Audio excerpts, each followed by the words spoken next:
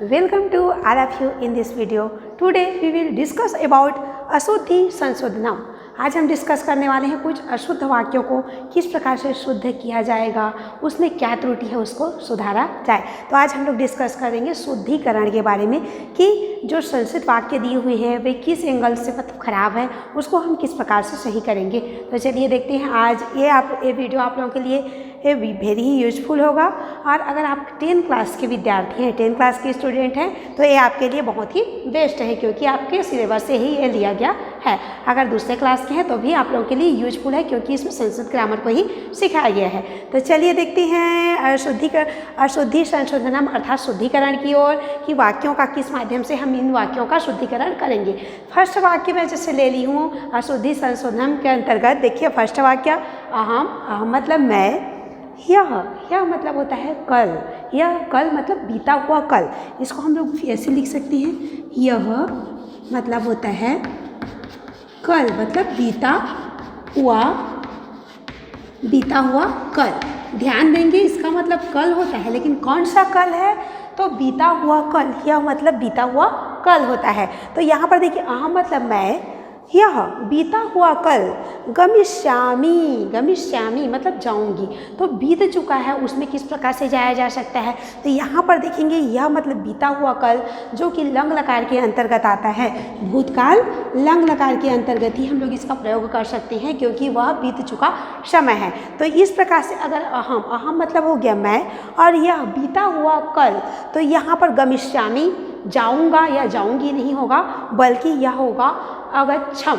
Okay, यह हो जाएगा अगच्छम.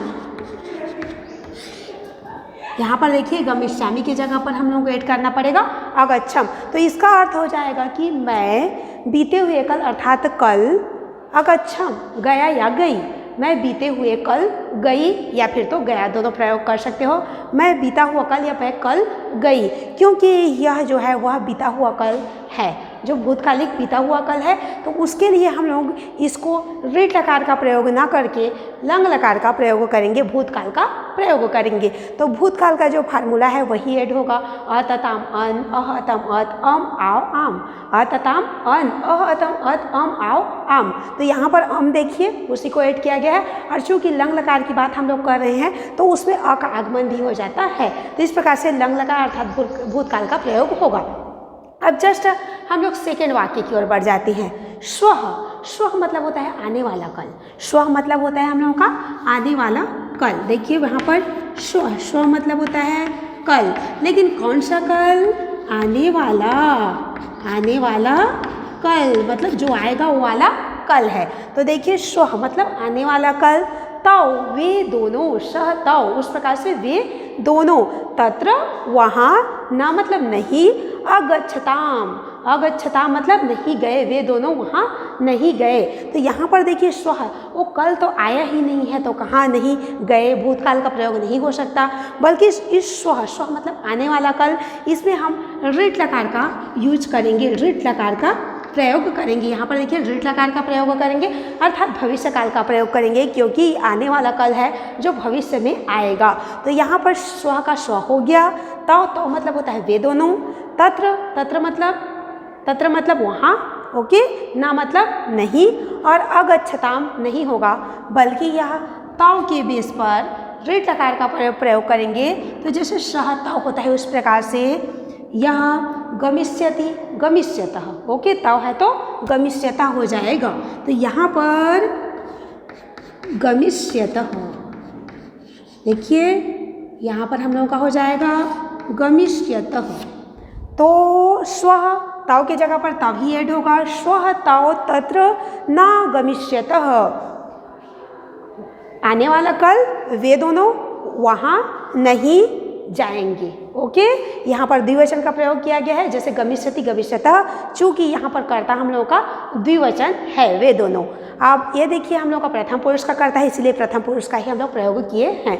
अब थर्ड हम लोग जस्ट बढ़ जाते हैं थर्ड वाक्य की ओर, सेंटेंस की ओर. वयम भारतीयाः अस्मि. वयम मतलब होता है हम सब, भारतीय तो है होगा, हूँ नहीं होगा. अस्मि मतलब हूँ, मैं भारतीय हूँ. तो यहाँ पर देखिए वयम मतलब हम सब, भारतीयाः, तो अस्मि यह नहीं होगा बल्कि इस्मः होगा, यह हो जाएगा इस्मः, अस्मि स्वः इस्मः। ओके, अस्मि स्वः इस्मः, जैसे अस्ति स्तः सन्ति असि स्थ स्थ अस्मि स्वः इस्मः, मतलब यहाँ पर वयम है और वयम जो है यह उत्तम पुरुष का कर्ता है। तो इसके अनुसार उत्तम पुरुष बहुवचन के अनुसार ही हम लोग उत्तम पुरुष बहुवचन धातु रूप का प्रयोग करेंगे, अस्ति है वाला अर्ध धातु का रूप का प्रयोग करेंगे। अतः इस प्रकार से हो जाएगा वयम भारतीयाः स्मः, हम सब भारतीय हैं, हम भारतीय हैं। अब देखिए सः पुष्पम दृष्टः, अगला सेंटेंस है सः मतलब वह, पुष्पम पुष्प को या पुष्प, दृष्टः देखा, वह पुष्प देखा। लेकिन यह जो वाक्य है यह कर्तृवाच्य का वाक्य है, यह कर्ता प्रधान है, सह कर्तृवाच्य का वाक्य है। जब भी हम लोग कर्तृवाच्य का प्रयोग करते हैं तो उसमें कद प्रत्यय का प्रयोग नहीं किया जाता है, जबकि यहाँ पर कद प्रत्यय का प्रयोग किया गया है। कद प्रत्यय का प्रयोग नहीं किया जाता है बल्कि कत्वतु प्रत्यय का प्रयोग किया जाता है। तो इस प्रकार से सह पुष्पम यह हो जाएगा दृष्टवान, सह पुष्पम दृष्टवान। देखिए एक वचन का यूज किया गया है तवान वाला। अब देखिए सह पुष्पम दृष्टवान, वह पुष्प को देखा। ओके, अब देखिए सा जलम पिबिष्यति, वह लड़की स्त्रीलिंग के लिए सा का प्रयोग किया है, जलम जल को, पिबिष्यति पिएगी। ओके, वह जल को पिएगी, तो सा का सा हो जाएगा, जलम का जलम। और देखिए यह पिबति पिबता पिबंती, लट लकार में होता है, पिबति पिबता पिबंती, पिबसी पिबता पिबत, पिबामी पिबावा पिबावा। लेकिन जब हम लोग इसको ड्रिट लगा अर्थात भविष्य काल की बातें करेंगे तो यह पाश्यति हो जाता है। ओके, पाश्यति, पाश्यति का हम लोग प्रयोग करते हैं। लेकिन हम लोगों को ध्यान देना है यहाँ पर सा एक के लिए है, सा जलम वह एक के लिए है, इसीलिए पाश्यति का प्रयोग किए। अगर ज़्यादा रहता तो उसके लिए हम लोग अलग प्रकार से प्रयोग करते, सा वह जल को पाश्यति पिएगी। ओके, तो यहाँ पर ऋट लकार का जो फार्मूला है, ऋट लकार के अनुसार जब पिप धातु या पा धातु पे हम लोग प्रयोग करते हैं तो यह पिबति पिबता तो लट लकार में होता है, लेकिन जब वह ऋट लकार में पाश्यति पाश्यता पाश्यंती पाश्यसी पाश्यथा पाश्यत पाश्यामी पाश्यावा पाश्यामा हो जाता है। तो यहाँ पर सा के बेस पर यह हो जाएगा पाश्यति, यहाँ पर पिबिष्यति नहीं होगा बल्कि हो जाएगा पाश्यति, वह जल को पिएगी। ओके, अब देखते हैं अगला नंबर पर जस्ट सेंटेंस पर पहुंच जाते हैं। एकदा, एकदा मतलब एक बार, एक पुल्लिंग के लिए प्रयोग किया है, एक मतलब एक पुल्लिंग है। वृद्धा, वृद्धा जो है जो स्त्रीलिंग महिला के लिए, बुजुर्ग महिला के लिए बोला जा रहा है। वृद्धा मतलब होता है बुजुर्ग, और वृद्ध मतलब बुजुर्ग, वृद्धा मतलब एक बुजुर्ग महिला, मतलब ये स्त्रीलिंग है। अपतत मतलब गिर गई, या फिर तो आप और कुछ भी यूज कर सकते हैं यहाँ पर। तो देखिए एकदा यह स्त्रीलिंग है। ओके, यह स्त्रीलिंग है, किसी वृद्धा के बारे में बोला जा रहा है, कोई बुजुर्ग महिला के बारे में बोला जा रहा है। तो यहाँ पर देखिए एक बुजुर्ग महिला के बारे में बोला जा रहा है, तो यहाँ पर विशेषण और विशेष्य का संबंध पाया जाता है। एक बुजुर्ग बोला जा रहा है तो यहाँ पर विशेष्य है और यह विशेषण है। ओके, तो चूंकि विशेष्य और विशेषण अनुवाद के नियम के अनुसार विशेष्य और विशेष्य का संबंध पाया जाता है, तो जब यह स्त्रीलिंग है तो यह इसका रूप भी स्त्रीलिंग हो जाएगा। जैसे यह अगर कह रहता तो का हो जाता, और एका है तो एका हो जाएगा। ओके, चलिए तो हम लोग इसको चेंज कर लेते हैं, कह एका नहीं होगा बल्कि एका हो जाएगा। या इसको आप लोग वृद्धा भी चेंज कर सकते हैं, एका वृद्धा कर सकते हो या एका वृद्धा कर सकते हो। तो चलिए एकदा एका, देखिए एकदा एका और वृद्धा, एकदा एका वृद्धा अपतत, एक बार एक वृद्ध अपतत, पतत मतलब गिर गई। ठीक है, एक बार एक वृद्धा गिर गई। अब देखेंगे ते मोहनस्य पुत्राणि सन्ति, अगला हमारा सेंटेंस है ते मोहनस्य पुत्राणि सन्ति, वे मोहन के पुत्र हैं। बोला जा रहा है कि वे, ते मतलब वे सब, ठीक है, सह तौ ते, वे सब, मोहनस्य मोहन के पुत्राणि सन्ति पुत्र हैं। तो यहाँ पर देखिए यह पुत्रम पुत्र पुत्राणी बिल्कुल नहीं होता है इसका शब्द रूप, बल्कि यह पुल्लिंग पुत्र पुत्र पुत्रा होता है। तो इस प्रकार से यह हो जाएगा पुत्राह, मतलब बोला जा रहा है आपको शब्द रूप भी मेमोराइज होना चाहिए, तब जा करके यह बनेगा। ते वे मोहन के पुत्रा सन्ति, पुत्र हैं, वे मोहन के पुत्र हैं। अगला सेंटेंस देख लेते हैं। चत्वारः बालिकाः लिखन्ति, 4 बालिका लिखते हैं, 4 बालिकाएं लिखते हैं। तो यहाँ पर देखिए ये बालिका तो स्त्रीलिंग हो गया, बालिका बहुत सारी बालिका के लिए प्रयोग किया गया है।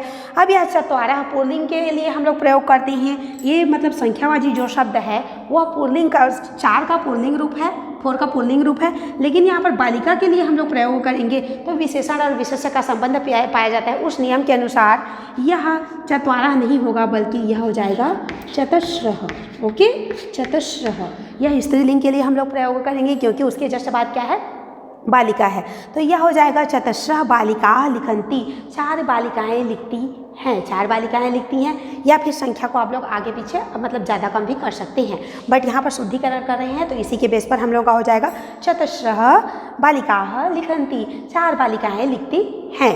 अब देखिए, यह श्रमम करोति सह सुखम लभति, यह श्रमम करोति जो श्रम करता है, जो परिश्रम करता है, जो परिश्रम करता है, सह सुखम लभति वह सुख को प्राप्त करता है, अर्थात उसको सुख की प्राप्ति होती है, वह सुख को प्राप्त करता है।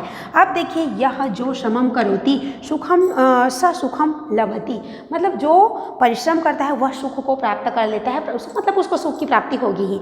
लेकिन यहाँ पर देखिए, जो लब धातु है, लब धातु हर हमेशा आत्मने पद में ही रहता है, मतलब उसका रूप आत्मने पद में ही जुड़ता है, धातु रूप जो है आत्मने पद में ही जुड़ता है। लभति लभता लभंति बिल्कुल नहीं होता है, अते अते अंते वाला फार्मूला के साथ लभते लभेते लभंते लभसे लभेते लभध्वे लभे लभावहे लभामहे इस प्रकार से होता है। तो चूंकि हम लोग सह के लिए बोल रहे हैं, यहाँ पर कर्ता सह है, तो यह हम लोग का प्रथम पुरुष का कर्ता है, इस प्रकार से यह हो जाएगा लभते। मतलब बोलने का सीधा अर्थ है कि जो लब धातु है वह आत्मनेपदी रूप में रहता है, अर्थात आत्मनेपदी धातु है, इसीलिए यह लभती नहीं होगा बल्कि लभते हो जाएगा। और ये एक वचन है तो लभते, द्विवचन रहता तो लभेते, बहुवचन रहता तो लभन्ते। ओके, अब जस्ट आगे सेंटेंस की ओर बढ़ जाते हैं। वयम विद्यालये गच्छामः, वयम मतलब हम सब उत्तम पुरुष का कर्ता, विद्यालय में गच्छामः, गच्छामः मतलब जाते हैं, हम सब विद्यालय में जाते हैं। लेकिन यहाँ पर देखिए, जब गच्छ धातु गम अर्थात गच्छ यहाँ पर गच्छामः दिया है तो गम धातु है, तो गम धातु के योग में उपपद विभक्ति के अनुसार गम धातु के योग में द्वितीय विभक्ति का प्रयोग किया जाता है। और यहाँ पर देखिए, विद्यालय सप्तमी विभक्ति दिया गया है तो यहाँ पर विद्यालय नहीं होगा बल्कि द्वितीय विभक्ति का प्रयोग किया जाएगा, और गम धातु के योग में द्वितीय विभक्ति का ही प्रयोग किया जाता है। तो इस प्रकार से यह हो जाएगा विद्यालयम। ओके, तो देखिए, वयम विद्यालयम गच्छामः, हम सब विद्यालय जाते हैं। ओके, चलिए देखते हैं आगे। सहचौरेण विभेति, ये हमारा 10 का आंसर हो गया, और बाकी को वयम लिखेंगे और विद्यालय की जगह पर विद्यालयम और गच्छामः। ओके, अब देख लेती हैं अगले सेंटेंस की ओर। सहचौरेण विभेति, वह चोर से डरता है, वह चोर से डरता है। तो यहाँ पर देखिए, विभेति भी धातु है, विभेति भी धातु जो कि डरने के लिए प्रयोग किया जाता है, भी धातु। तो अगर हम भी धातु का प्रयोग करते हैं, विभेति अर्थात भी धातु। ओके, तो भी धातु के योग में पंचमी विभक्ति का प्रयोग किया जाता है नियम के अनुसार, उपपद विभक्ति के नियम के अनुसार भी धातु के योग में। ओके, भी धातु के योग में पंचमी विभक्ति का प्रयोग किया जाता है। तो यहाँ पर चौरेण नहीं होगा बल्कि पंचमी विभक्ति के अनुसार चौरात हो जाएगा, मतलब बोला जा रहा है कि उपपद विभक्ति के अनुसार चौरात हो जाएगा। तो सहचौरात विभेति वह चोर से डरता है। अब अगला जस्ट देख लेती हैं 12वां नंबर का सेंटेंस। कविभ्यः कालिदासः श्रेष्ठः, कवियों से कालिदास श्रेष्ठ है, ऐसा बोला जा रहा है। जबकि हम लोग निर्धारण कर रहे हैं, बल्कि किसी को नीचा नहीं दिखा रहे हैं कि कवियों से जो कालिदास है वो बेस्ट है, ऐसा हम लोगों का नहीं बोलना है, बल्कि हम निर्धारण कर रहे हैं कि बहुत सारे कवि हैं, उनमें जो क्या है कालिदास है वो बेस्ट है, मतलब अच्छे हैं। तो इस प्रकार से अगर हम निर्धारण करते हैं तो यहाँ पर सप्तमी विभक्ति का प्रयोग करेंगे, तो यह हो जाएगा कविषु। ओके, कविषु, और कविभ्यः के जगह पर कविषु कालिदास श्रेष्ठ, कवियों में कालिदास श्रेष्ठ है, कविषु कालिदास श्रेष्ठ, कवियों में कालिदास श्रेष्ठ हैं। या फिर तो देखो, सेंटेंस को हम लोग अलग प्रकार से भी आप लोग जैसे डेली यूज में कर सकते हो। कविषु कालिदास श्रेष्ठतमः, सभी कवियों में कालिदास श्रेष्ठ है, इस प्रकार से भी आप लोग प्रयोग कर सकते हैं। तो यहाँ पर कविषु कालिदास श्रेष्ठ, कवियों में कालिदास श्रेष्ठ है। तो इस प्रकार से आज हम लोगों ने 12 सेंटेंस का शुद्धिकरण किया है, और हम लोग पिछले वीडियो में भी शुद्धिकरण ही किए थे। तो यहाँ से आज का हमारा जो टॉपिक था अशुद्धि संशोधनम, यहाँ से आज का कंप्लीट होता है। Thank you.